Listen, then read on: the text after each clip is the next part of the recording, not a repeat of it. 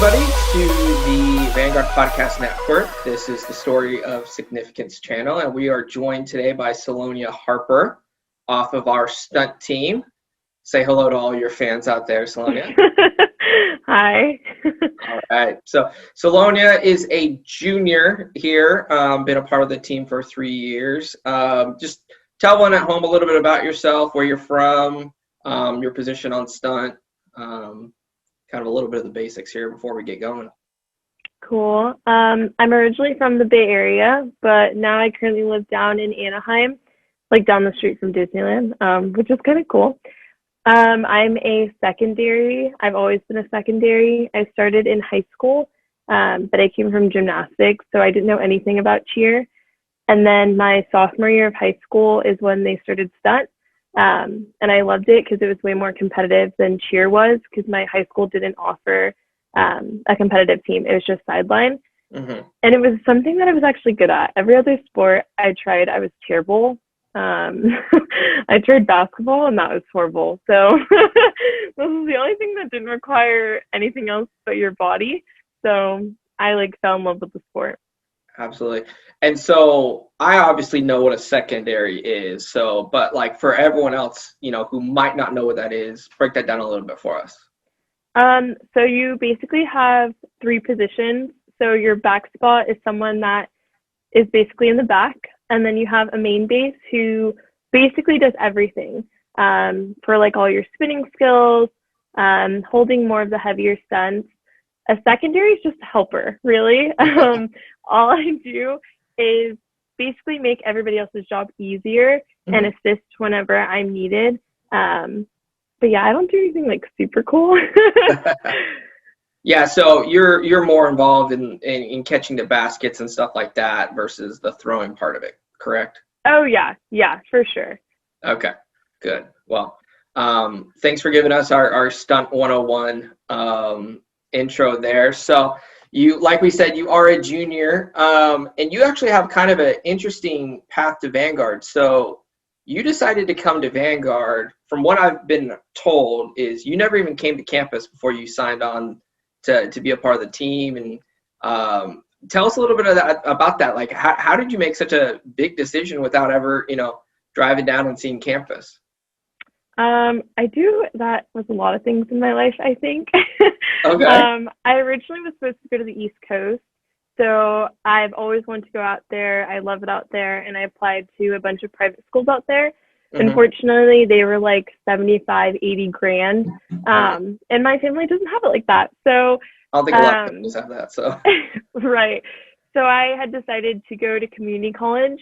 However, my stunt coach in high school had said that there were schools that were recruiting for stunt, which I didn't know, and you can get a scholarship for it. And so she gave me, I think it was 2 to 3 schools, and I picked what I liked sounded better. Vanguard sounded better to me. So I contacted Leslie, and she got into contact with me. We literally talked on the phone, I think, for 15 minutes, and she asked me, are you on the mat for levels 5 and 6? And I was like, oh yeah. And she's like, okay, well, I'll offer you. And I was like, wait, what? So I discussed it over with my parents, and I decided oh, I'll try it. I like stunt. It's college. They have what I want to major in. So I decided to do it. And then I signed at my high school. Still have never seen Vanguard. I only looked online. I didn't know anybody that went there. And I think maybe a month into me accepting, I finally came down here during the summer and toured it. And I liked it. It was super small. Everybody that I met was really nice, even though it was summer still. Mm-hmm. But it had that community feeling. And I never went to a Christian school. I went to public school. So I thought it would be a really cool,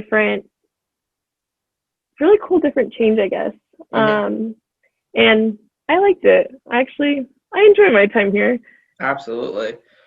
So what do you think is the biggest difference between kind of what you thought going to college at Vanguard, being a part of the stunt team, would be, and then kind of the reality sort of what of how it actually happened? Is the stunt more is the stunting part harder than you thought it would be, or did you build it up so big in your head that it's actually become a little bit easier? And, the transition to a Christian school from being a public school, being away from the Bay and coming down to the better part of California down here in the South, things like that. I wouldn't say it's the better part of California. I think that, I don't know about that one, but it was very different. I was very shell-shocked because my high school in my city where I live in, it's predominantly Asian and Indian. And when I came to Vanguard, I was very surprised to see a lot more like Black or white or like Hispanic kids, because that's not what I grew up around. So that was like, I was like, oh my God, okay, like that's cool.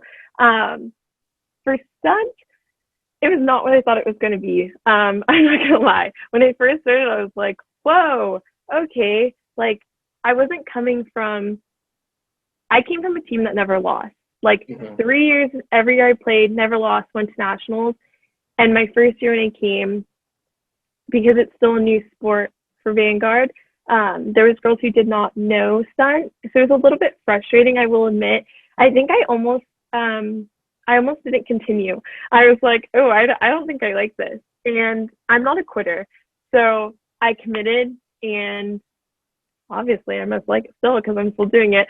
But I wouldn't say that it's necessarily easy or hard, because the highest skill that I had coming in was a full round, which basically means that like your flyer spins to the top, which is now a basic skill in college, versus like now I'm doing like front flips or back flips or, back handsprings up to the top, which is like insane. So it's definitely still difficult, which makes it fun, but some stuff is easy, I would say. That's good. What would you say has been your favorite part of Vanguard? Both, let's answer that for, working with STUNT, and then also kind of, the off the mat side. I would say the connections is probably my favorite part of Vanguard. I've definitely met a lot of lifelong friends, and I've learned a lot through different people. I've actually gotten like a lot of connections here through people that work here for law school, which I never would have thought, but it's probably easier because it's a smaller school. But that would probably be my absolute favorite thing, is like friendships or even relationships and getting to know the different departments and people. Very good. How would you say you've grown since you've come to Vanguard? Religiously, I would say I've grown a lot. Okay. I think in high school and even probably my first year in college, I was not very vocal about being a Christian or having that background. Like if people ask me what I did on a Sunday, I'd be like, oh, I've just chilled. Not that I went to church with my family, because nobody talked about it. So I would say I got way more comfortable with who I am and what I identify with, which has helped me like be more confident out in the world. But I would say I've also grown with knowing like what I want and what I don't want. There's a lot of freedom in college, and you can choose to either go the right way or the wrong way. And thankfully, I've had a pretty solid foundation of trying to choose the right path. But I would say I've grown in like being solid in my decisions and knowing what I want and sticking with it. Very good. That's awesome. I mean, that's that's definitely part of being in that age bracket of, that 18 to 22, kind of leaving home for the first time. You're given all these opportunities, and then kind of for the first time in your life, you're having to be like, okay, I have this now, but what do I do with this? Right. So, that's really cool. I'm glad we were able to be a part of that. What would you say is your favorite moment, like singular moment you've had here at Vanguard? My favorite singular moment would probably be when I joined a Bible study, which is something I never thought I would do, because I used to go with my mom, and it would be like a bunch of obviously older than me. And I'm like, this is weird. I'm like, you guys enjoy, like at 14, 13, you don't know. I didn't really know what was in the Bible like that. Like it was a bunch of stories and cool things to me. Yeah. But it's probably my favorite moment because when I first came here my freshman year, my parents had just gotten divorced. Mm. And so like that's really different for anybody who's gone through that. Like your world kind of changes. I don't really think it matters how old you are. But they've helped me a lot with a lot of like frustrations and change and being adaptable and learning to lean on Christ to release some of the stuff that I cannot control, right? Because there's a lot of stuff that's uncontrollable.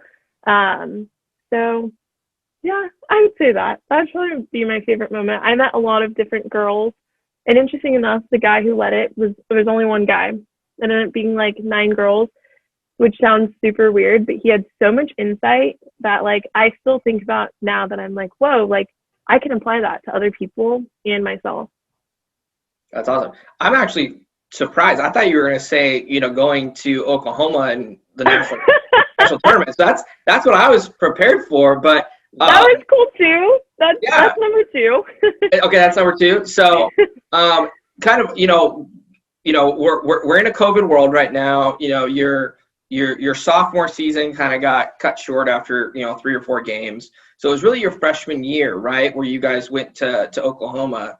How have you navigated, kind of that initial high and being like, okay, so cool, I'm a freshman, this is what we're going to do for 4 years, and then kind of be like, I'm sure as the farther you get away from that, it probably goes, okay, that was even more special than I thought in the moment. Yeah, it's funny because yesterday we were literally just talking about that because it all started off as a joke.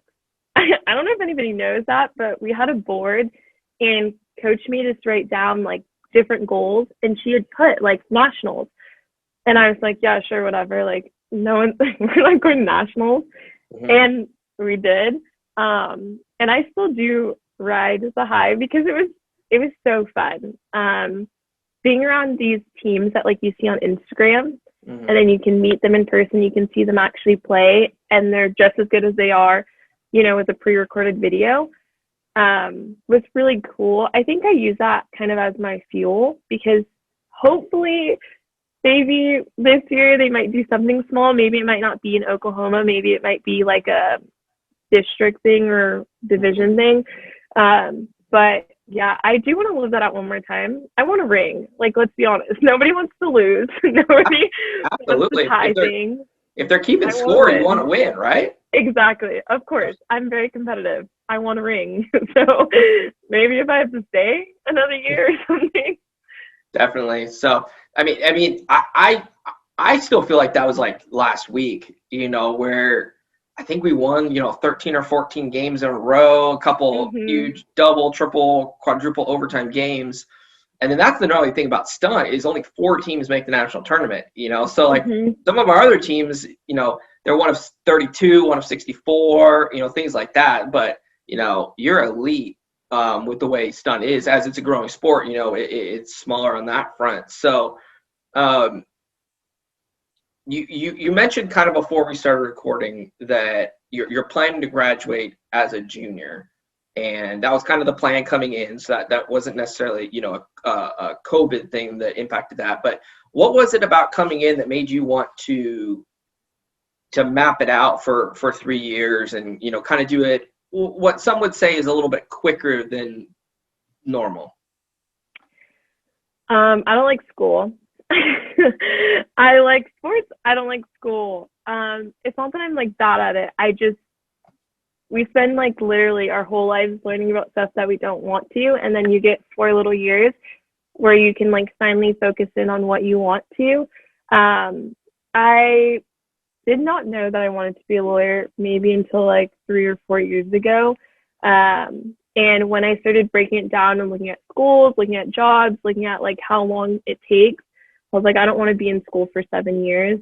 6 sounds cool. Even though it's like 1 year less, just sounds a little bit different. And it was just a little personal goal for me. Like in high school, I was very average, like a very average student. It's so embarrassing, but I don't even think I graduated with 3.0. Like I showed up and I did what I needed to do, the bare minimum. So when I came here, I made it kind of a personal mission to excel because that's what I chose to do, right? That's my major. I like it. And I I did that. I did a lot better than I did in high school. And then I was like, holy crap, like I could finish in 3 years. I want to do that because not a lot of people do it. So it's just a very personal thing. It has nothing to do with anything else. And I wanted to take a gap year. So what would be my senior year? I'm going to just like work and study and like prepare, because if I went straight in, I feel like I would have got burnt out. Definitely. So, was it in high school that you just didn't feel like motivated, or that like you needed to flex your academic muscles, a little bit more than you needed to, and then here you're like, okay, actually, like I want to kind of reach my full potential and not just kind of skate by anymore? Is that? I think it was partially, I went through like a whole bunch of drama my freshman year. Like all my friends that I was friends with, we like broke apart. We weren't friends as like a 13-year-old. That's so traumatic. Like your whole world is gone. So I didn't show up as much. I took a lot of mental health days. Okay. Which affected before they were popular, right? Yeah, definitely. Yeah. I would probably take like a mental health week. And I kind of, now looking back, I'm like, wow, thanks mom and dad for letting me do that. Because I got to decide, like, do I still want to be like that, or do I want to, break out of that habit? So I don't know. Everybody in high school was Ivy League or UC, and that never was me. I didn't want to go to a UC. I didn't want to go to an Ivy League. Mm-hmm. There's no point for me. I was like, I just want to get into school. Like college would be cool, because my dad didn't go to college and my mom took like 20 years to finish her master's. So I was like, no, I don't want to be like that. So transitioning, you want to be a lawyer. I feel very knowledgeable about this because my sister actually just started law school. So I actually kind of navigated a lot of this, the LSAT preps, and those books are thick. So I've seen that. I've had to prompt her with questions that I don't even understand as I'm asking it, and stuff, crazy stuff. She actually just turned in like this big brief paper, and she asked me to proofread it. And I was so confused because like the way it's written, the law lingo, like just doesn't make sense to me as more of a creative. So what was it about being a lawyer that's attracted to you? And then secondly, do you have like a path of law that you are kind of hoping to go down, or is that part still to be determined? So I want to do criminal law. I read a book called Just Mercy by Brian Stevenson. I don't know if you saw the movie. It came out, I think, earlier this year. With Michael B. Jordan, right? Yes. Yeah. If you read the book, it's 10 times better than the movie, like always. But the book is very deep because it's real. Mm-hmm. And it kind of hit me really hard. So on my dad's side of the family, a lot of my cousins are like in and out of jail, or they're like not really doing anything. And I'm kind of like, they like call me like a golden egg or whatever. Like I'm like the suburban, like go to school, go to college cousin, but seeing it from a different perspective, I was like, you kind of get in a mindset, and you are stuck in this mode where you think you can't be better than what, someone's told you, if that makes sense. So I decided criminal because there's not a lot of, like, to put it frankly, not a lot of women, and there's not a lot of Black women that are represented in the field. And I like to argue a lot, apparently. So I felt like that was pretty fitting. But it's the only thing that I never feel like I'm working at. I always feel like I'm learning, and I always feel as if I'm like escaping something, because you're like helping someone. I want to be a defense attorney. I wanted to prosecute, but I don't know about that. I don't know if I can prosecute people. That sounds like the old Jesus times. I don't know about that. No, definitely.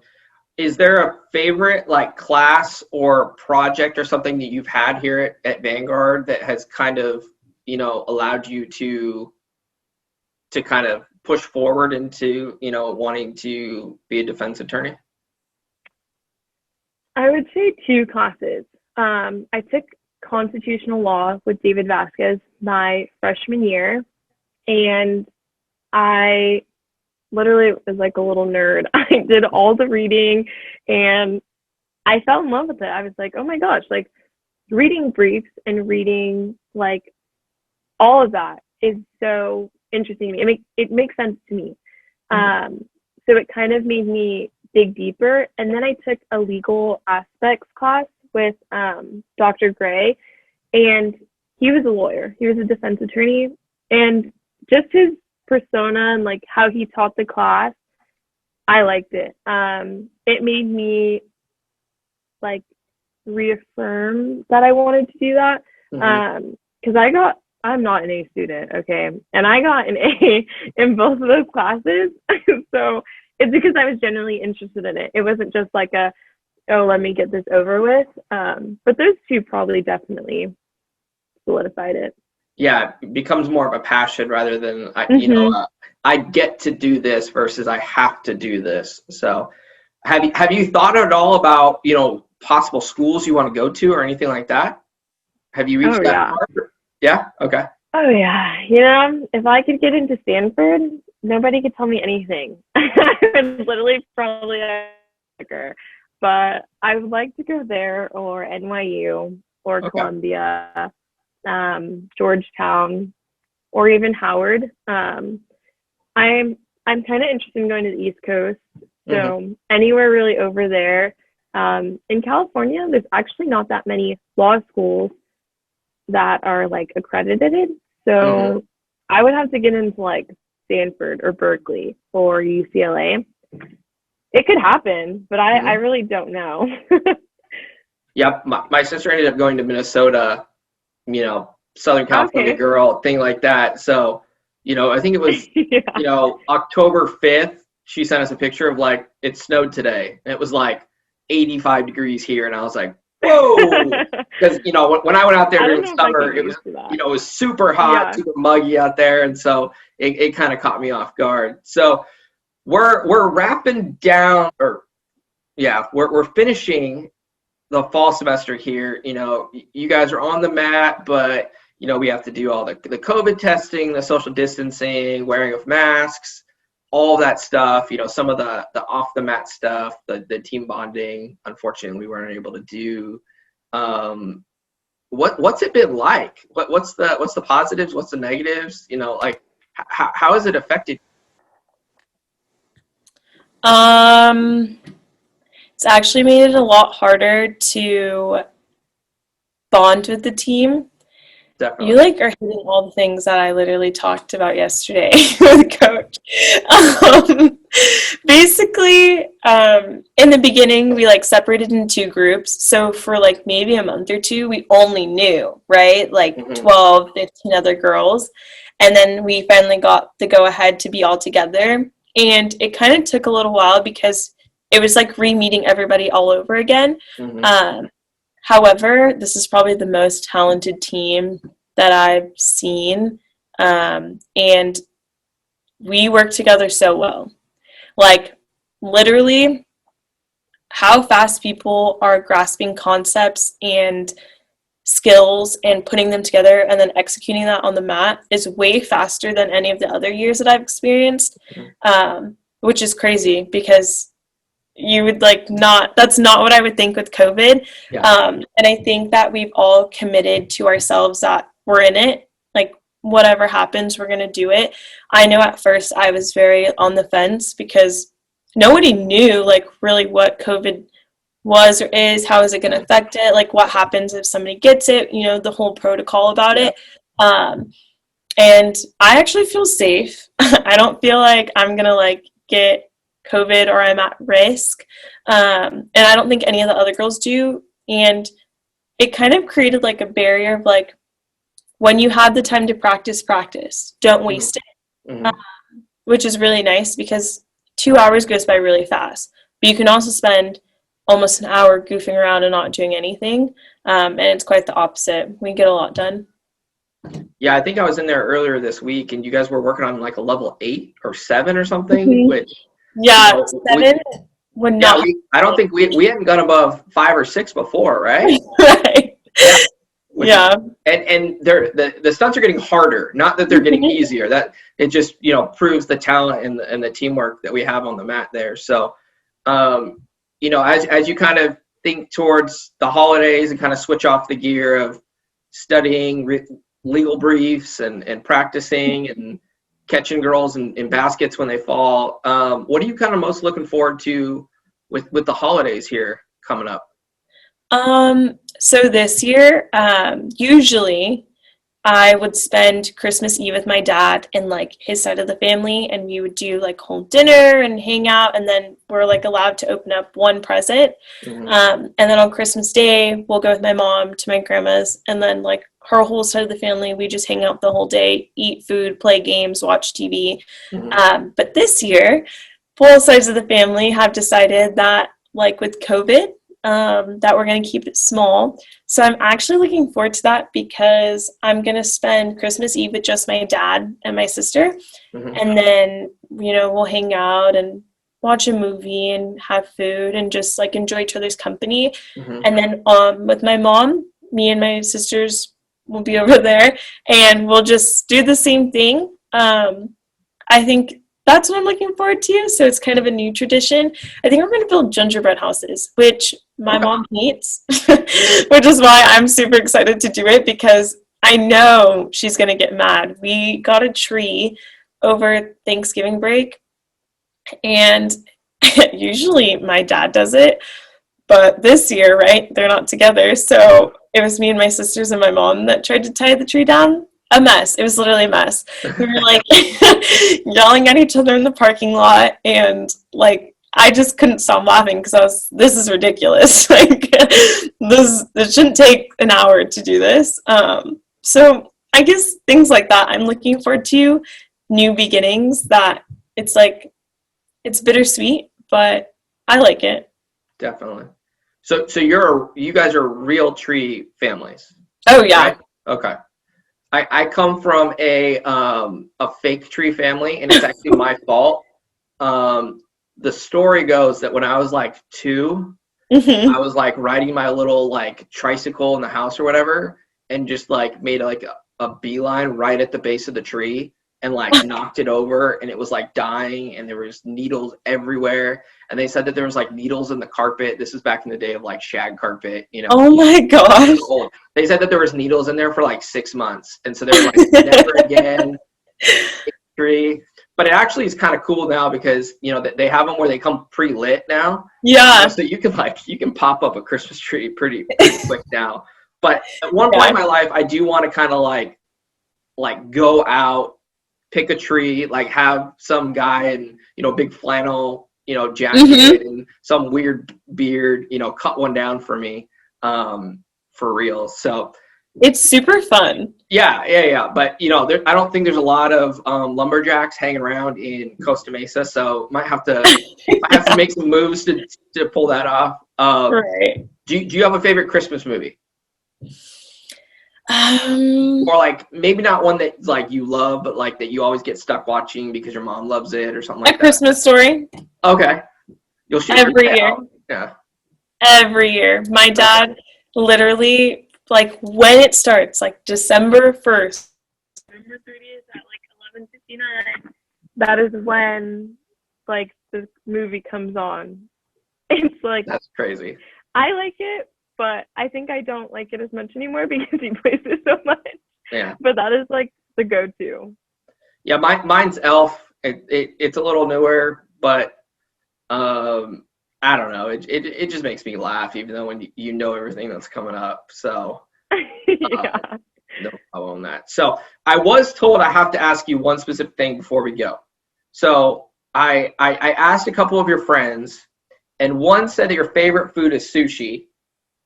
And then one said your favorite food is French fries. And those are really different. So I feel like once and for all, we need to decide which is your favorite food. That is tough because they are both my favorite.